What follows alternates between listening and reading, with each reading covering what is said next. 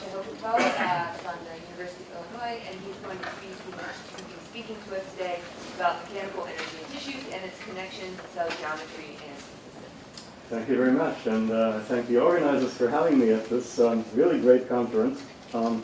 It's a community that I'm not terribly familiar with, and you will see that what I'm talking about is almost not at all active and maybe not at all smart, but let you decide for yourselves.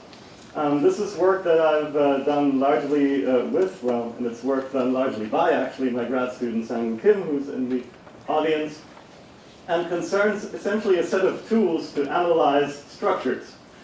And by structures I will mean largely two-dimensional, confluent, polygonal tilings of the plane that may come from experimental data of tissues.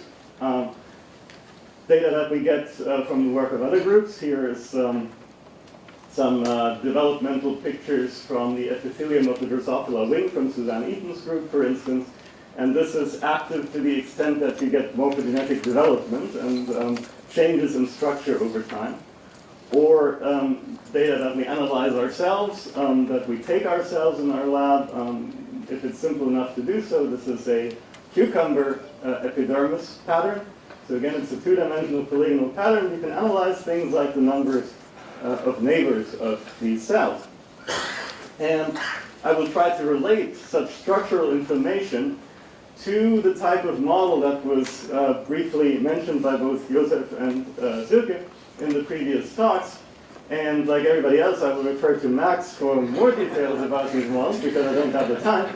But largely, these are models that rely on these systems to be never very far from equilibrium and have energy terms contributing from stretch of the perimeter, from stretch of the area, and from, let's say, adhesion. And you can interpret these in various ways, but they typically show up in these vertex models or Voronoi models. They emphasize very much the interfacial mechanics, and the idea is to relate them to the modeling of structure and potentially dynamics. And lots of people have done this type of work in Frank's group and Lisa's group, etc. I will actually focus on an even simpler, maybe the simplest model. That is just going to set the areas of the cells in the plane constant. And so we're just looking at what is essentially a two-term Taylor expansion in perimeter properties of these cells. But before I get to these energy functionals, I will ask the question how we relate this type of mechanical model that in some sense encodes for physical properties of these tissues to the structures that we see. Can we classify these structures? Can we diagnose them according to morphogenetic stage, according to pathological differences, etc., and make useful relations to this type of modeling? In other words, can we make connections, interrelations between statistical information of the patterns that we see from the snapshot, say, of maybe the geometry of the individual cells, and then finally the mechanical properties that, as a physicist, we're maybe most interested in. And it turned out that the first interrelation that we looked at, the one between the statistics of the pattern and the geometry of the cell, has practically nothing to do with the physics or the mechanics of the structure, but gives valuable insight that you can then use to relate to these models. So very briefly, quantities of statistical information that people have looked at in particular are statistical distributions, probability distributions of numbers of neighbors of the cells in the plane and cross-sectional areas in the plane. And in the example of the Drosophila wing that I showed you, what happens during morphogenesis is that these distributions become narrower over time, from early stages to late stages. And so the quantifications here are to look at the relative widths, the coefficients of variation of these distributions, Cn and Ca. And another quantity that people were very interested in is to relate the average area of these cells for a given fixed number of neighbors to that number of neighbors. That is sometimes known as Lewis's law. And the upshot of the whole thing was that we found that some systems are described by some laws and other systems are described by other laws. There is a dichotomy between two groups of systems. One, for instance, includes animal epithelia like the Drosophila wing, but also foams and emulsions and other systems. And the other includes these plant epidermis systems and other systems like more artificial Voronoi tilings. These two groups of systems are displayed here in both a diagram that shows the correlation between the width of area and number distributions, and in this Lewis law diagram of the average area as a function of the number of neighbors. And the other thing that you should notice is that there are solid lines here, which are theoretical models, model predictions that we came up with that have no free parameters. They're analytical, no free parameter predictions, and the difference between the two models is purely geometrical. So these models only look at local geometry. They only look at one central object, which you may think of as a cell, and its nearest neighbors, and then there are analytical predictions coming out of that for the probability of having so many neighbors, basically. We rely heavily on Euler's theorem, which is what fixes all the parameters in the system. And the analytical predictions are different for the two types of systems, because in the one type of system, the objects that we're looking at are compact and they're templated by circles. And in the other type of systems, the objects are elongated and are templated by rectangles in this case. And that's sufficient to make these two different predictions.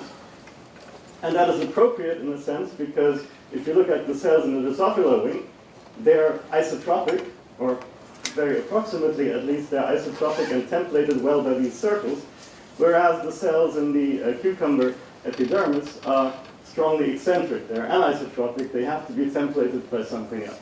But again, there was no reference here in any of what I said to the mechanics of the underlying tissue, but if you look at these different shapes, the immediate idea that comes to you is, why are the shapes different? Well, it should be different because there's a different underlying mechanics of the system. And so that's where we're coming back to these simple energy functionals.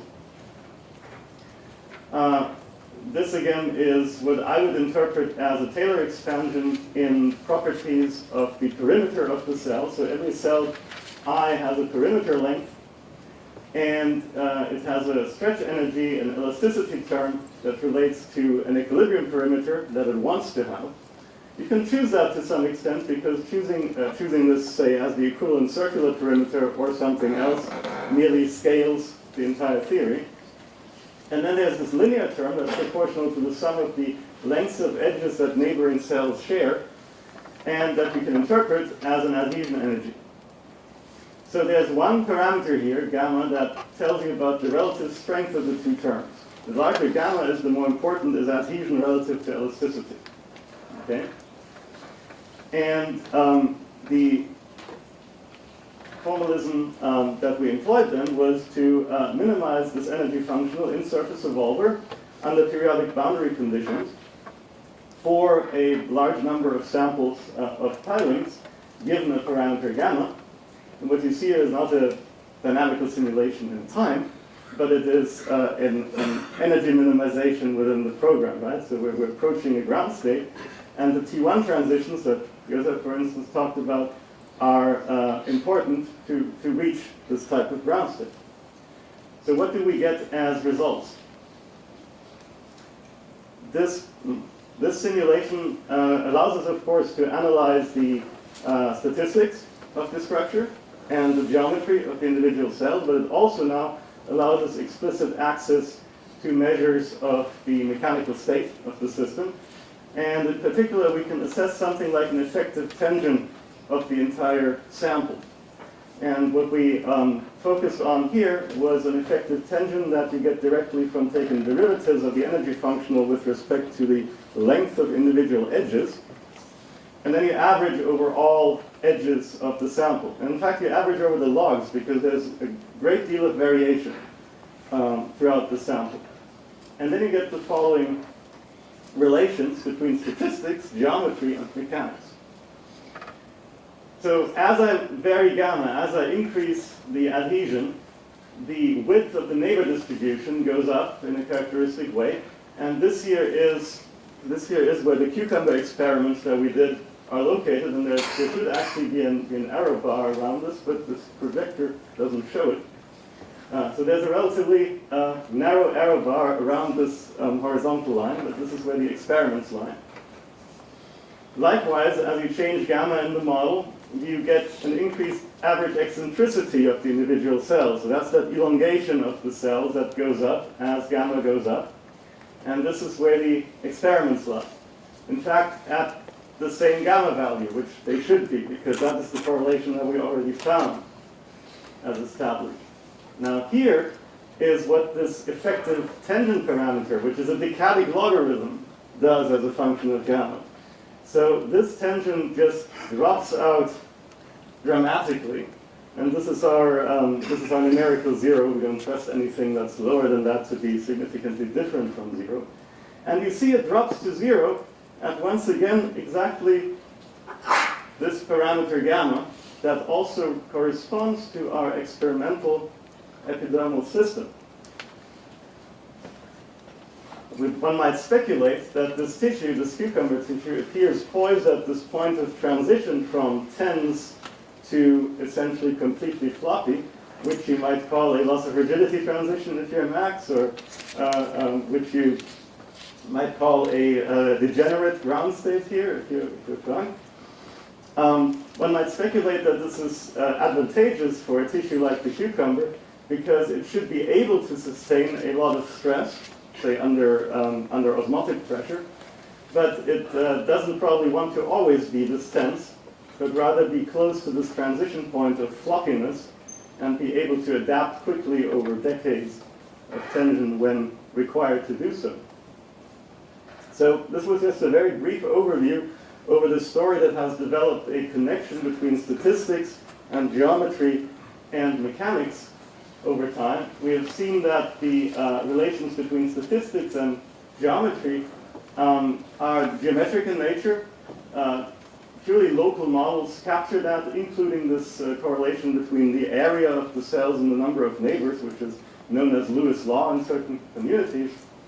And that the domain geometry plays a role for the statistics and can be understood from differences in the energy functional on a very, very simple level of the simplest energy functionals that you can think of. And we seem to have evidence that some of these systems like to sit at a transition point between mechanically tense and mechanically floppy states. Thank you for your attention.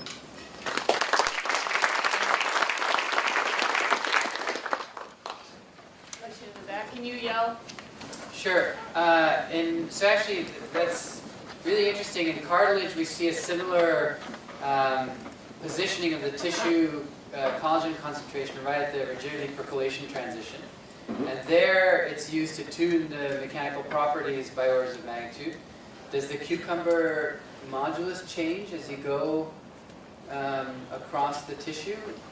You know what I mean, like the outside skin versus the inside? We do not have direct measurements of that. We would like to set up controlled experiments at different humidity, for instance, because we think osmotic pressure is the easiest thing to actually get access to them. Yeah, cool. Any ideas how efficiently generalize this to 3D? Because the shapes would go on a very nice thing to get the 3D there.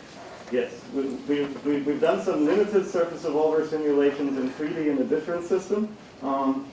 It is, of course, much more time-consuming, and we can, at this point, do samples that are large enough to get any statistics that we would trust. But in principle, the program surface evolver was programmed by, was come up with by a pure mathematician, and it works in any number of dimensions. So one last question, then we'll go to Connie. So your model is based on the ideas that the cells have an parameter elasticity and an effectively negative line tension, right? So is there any experimental evidence to show any of these or biological reasoning how this works? So again, this is one way of interpreting this kind of functional. It's really a functional with a linear perimeter term and a quadratic perimeter term. And because you can always add constants to an energy functional, you can actually interpret the terms in different ways. That linear term does not need to be negative, for instance. But it's convenient to interpret it as being an adhesion term, which is what makes it negative, right? Which gives a negative energy contribution. But think about it. You have a cortical layer which gives the thing some rigidity. In addition, this thing can contract, and adhesiveness will pull it apart. So these are the main interactions which they might be very intricate how they're happening, but in the end, if a cell is a volume factor 1, so it's only this defines the two terms which... No, I mean, I'm sure this captures the correct physics. Whether there's a one-to-one translation between this gamma and an adhesion strength is a different matter. Okay, then let me pose the question. Let's go ahead and, because we're sort of, this is I think a detail of, sort of an important but detailed discussion, so why don't we continue it at the coffee break? All right, so thanks, let's thank all of our speakers for the